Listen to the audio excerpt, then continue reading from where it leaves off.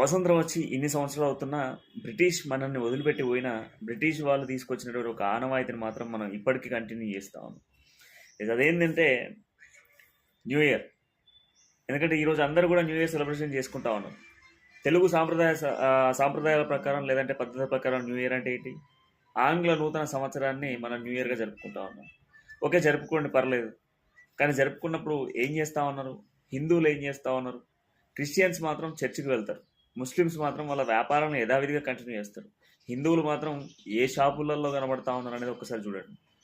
హిందూ సాంప్రదాయాలు ఇదే చెప్పారా? నిజంగా కూడా ఉగాది పండుగ రోజు మీరు చేసేదేంటి? ఇదే చేస్తారా? మరి ఈ రోజు ఎందుకు ప్రత్యేకంగా న్యూ ఇయర్ అంటూ 31 డిసెంబర్ అంటూ చేస్తున్నటువంటి సెలబ్రేషన్స్ కారణం ఏంటి? ఇప్పటికైనా హిందూ సాంప్రదాయాలు కాపాడండి. హిందూ సాంప్రదాయాల ప్రకారం ఎలాంటి న్యూ ఇయర్స్ లేవు. ఇది కేవలం ఒక ఆంగ్ల సంవత్సరానికి సంబంధించినటువంటి నూతన సంవత్సరం. అది కూడా ఒక సంవత్సరం మారుతూ ఇంకో సంవత్సరంలో ఎంటర్ కావడాన్ని న్యూ ఇయర్గా